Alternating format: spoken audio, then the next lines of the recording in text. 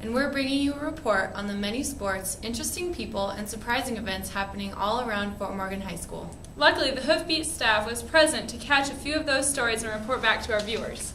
We thank you for tuning in. Sit back, relax, and catch up on your very own Fort Morgan High School and its brilliant students. The forensics team had their first meet on October 2nd at Brush High School. Here we have Josh Jenkins discussing the first forensics meet of the season. I'm so excited for the first meet. I woke up this morning, and for the first time this school year, I have not been tired. Ephraim Madera came to the first forensics meet to see if it'd be something he was interested in. So I'm Ephraim Madera. I'm reporting from the Brush High School. Because today there was a forensics class, and I think overall, from what I saw, our team did pretty good. And I myself didn't compete in anything because I came to watch to see if I was interested in this organization. And I think that I liked it, so I think I'm going to do probably debate or duet or CST. I still don't know yet. This was the first meet for Nicolette Steves. Alright, I'm Nicolette Steves, and this was my first forensics meet, and it was really fun, and I was excited, but a little bit nervous, and I think we're going to do great the rest of the season. One of the most exciting parts about any forensics meet is figuring out if anybody will place. So, let's go Mustangs. If we don't place, we'll place at other meets. And if we don't place at other meets, we'll place at state. And that's it, period. Each competitor, including Nicolette Steeps, Samantha Wilkinson and Josh Jenkins, Trenton Klimper, Sarah Parker, Jessica Wozniak, and Bree Hoggart, placed at the meet. Way to go, Fort Morgan Forensics, for beginning this season with a great start, and keep it up. The meet turned out to be great, with each member placing in at least one event. The team's 7 competitors walked away with a total of 9 ribbons. Way to make it a great first meet, FMHS Forensics.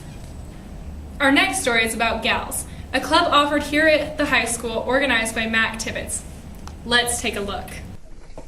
All kinds of clubs are offered here at Fort Morgan High School. One club, however, focuses solely on teenage girls and the lives they lead.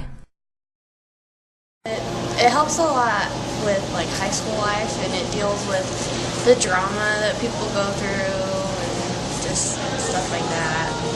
It's a good problem solver. Each week, Mac Tibbetts prepares a new discussion topic, anything from dealing with best friend drama to makeovers. Well, okay, so if we're going to discuss issues of young girls, there's got to be fun stuff, because young girls can be very, very fun. So I also decided that we can't just talk about seriousness, because I'll lose all of you. And that isn't really true life anyway. So we've got to find the sunny side of life, and so as a pack of girls, I thought it would be great to introduce new ideas and fun things.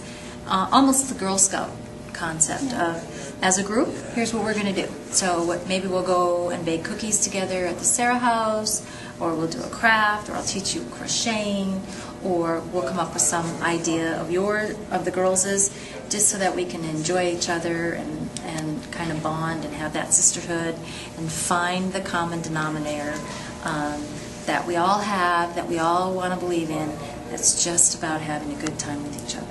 Gals out there, make your way to the choir room and join the fun. In other news, a recent problem has arisen in Fort Morgan High School. While you're walking down the hallway doing your best to get to class on time, you may get slowed down or even stopped by people in the hallway with improper hallway manners. TJ Schneider reports. These hallways are quiet now, but everyone knows how busy these hallways can get. I think the 3 biggest issues in their hallways are people walking too slowly, PEA, and people walking on the wrong side.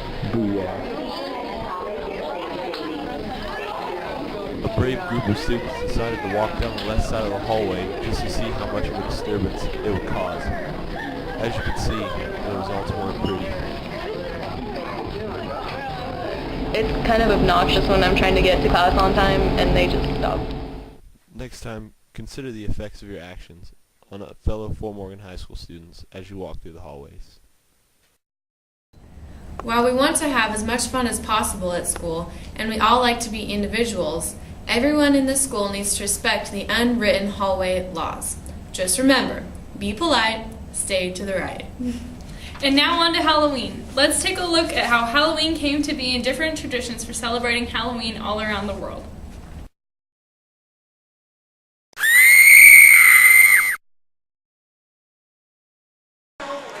So wait, what are your plans for Halloween this year? I'm gonna go trick-or-treating as Scarface and then get some food and go to bed.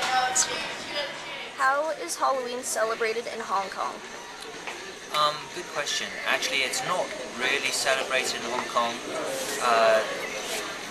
The only people who do celebrate it are mostly the expats, and they'll probably have like private parties to celebrate it. So in Mexico, what do they celebrate instead of Halloween? We celebrate El Día de los Muertos, where we go visit the graves and we just have a big parade. We dress up like skeletons and go clean the graveyard. How are you planning on scaring little kids? And if you're dressing up as anything, what are you dressing up as? Well, last night I was saying if we do this, probably the best idea would be to dig a hole next to the pathway to the house and bury ourselves and then jump out from the ground. The alternative is there's some bushes by the house, maybe we get into the bushes. As far as dressing up, I found a Safeway and a Walmart Rita jacket, so we might dress up as representatives of supermarkets this year. What is your favorite scary movie to watch during Halloween? Probably The Shining or Pet Sematary. My favorite scary movie is The Shining. My favorite movie during Halloween is very original, Halloween.